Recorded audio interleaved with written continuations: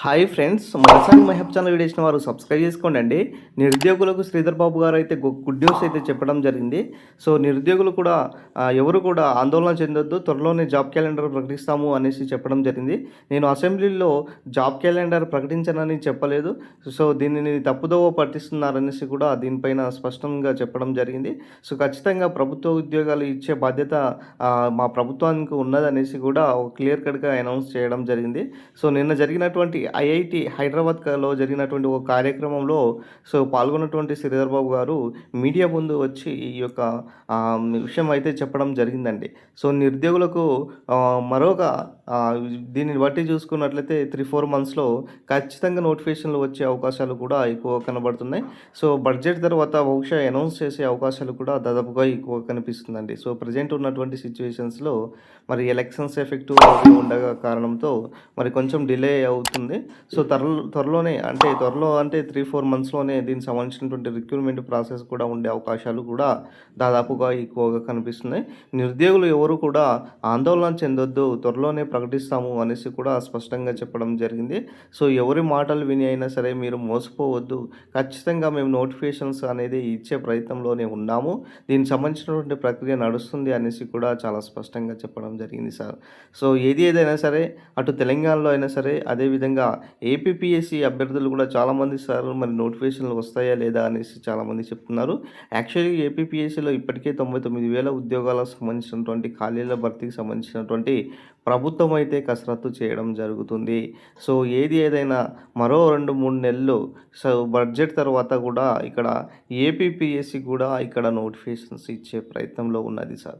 So గతంలో ఏదైతే 10,000 ఉద్యోగాలు డిఎస్సితో ఇస్తాము, అదేవిధంగా పంచాయతీరాజ్ శాఖలో దాదాపు 23,000కు పైగా ఉద్యోగాలు, మిగతా సంబంధించినటువంటి ఏదైతే పోలీస్ డిపార్ట్మెంట్లో 10,000కు పైగా యొక్క నోటిఫికేషన్స్ ఏదైతే ఉన్నాయో అవన్నీ కూడా ఖచ్చితంగా ఇచ్చే ప్రయత్నంలో ఉన్నారనేసి మంత్రి గారు మొన్న అనౌన్స్ చేయడం జరిగిందండి.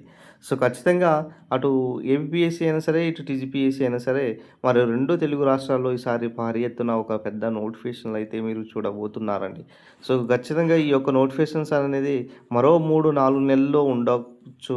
ఎందుకు అంటే బడ్జెట్ సమావేశంలో దీనికి సంబంధించినటువంటి నిధుల కేటాయింపు అయినా సరే, మిగతా సంబంధించినటువంటి అసెంబ్లీ సమావేశంలో మాట్లాడే అంశాలైనా సరే సో కీలక రోల్ ప్లే చేసే ప్రయత్నం అయితే కనబడుతున్నాయండి. సో గతంలో ఎన్నడూ చేయని విధంగా ఈసారి మాత్రము ఒక భారీ ఎత్తున నోటిఫికేషన్స్ను తెలంగాణ విద్యార్థులకు కల్పించాలన్న ఉద్దేశంతో తెలంగాణ ప్రభుత్వం ఒక సరికొత్త నిర్ణయం అయితే తీసుకోవడం జరిగింది. ఖచ్చితంగా ఉద్యోగాల దిశల్లో మాత్రమే మేము పనిచేస్తున్నాము, నిరుద్యోగులకు ప్రతి ఒక్కరికి ఉద్యోగాలు ఇచ్చే ప్రయత్నం చేస్తామనేసి కూడా సీఎం రేవంత్ రెడ్డి గారు కూడా చెప్పడం జరిగింది. సో ప్రతి వ్యక్తికి ప్రభుత్వ ఉద్యోగాలు ప్రకటించే బాధ్యత ఈ ప్రభుత్వం తీసుకుంటుందనేసి కూడా చెప్పడం జరిగింది. సో ఎవరు ఆందోళన చెందాల్సినటువంటి అవసరం లేదనేసి కూడా ఇక్కడ స్పష్టంగా చెప్పడం జరుగుతుందండి. సో ఏదైనా సరే మీ ప్రిపరేషన్ను కంటిన్యూ చేసుకోండి my dear friends. After all మీకు ఏదైతే మనకు బడ్జెట్ సమావేశాలు ఏదైతే ఉన్నాయో తర్వాత ఒక గుడ్ న్యూస్ అయితే వినబోతున్నారు. ఇది ఓవరాల్గా సంబంధించినటువంటి మనకు శ్రీధర్ బాబు చెప్పినటువంటి గుడ్ న్యూస్తో పాటు ఏపీపీఎస్సీ రాబోయేటటువంటి నోటిఫికేషన్స్ అయినా సరే, తెలంగాణ పబ్లిక్ సర్వీస్ కమిషన్ రాబోయేటటువంటి నోటిఫికేషన్స్లో అయినా సరే మరి చాలా ఎత్తున అంటే దాదాపుగా పోలీస్ నోటిఫికేషన్ 14,000 ఆల్రెడీ డీజీపీ గారు చెప్పడం జరిగింది. 14,000 ఉద్యోగాలు ప్రాసెసింగ్లో ఉన్నాయి.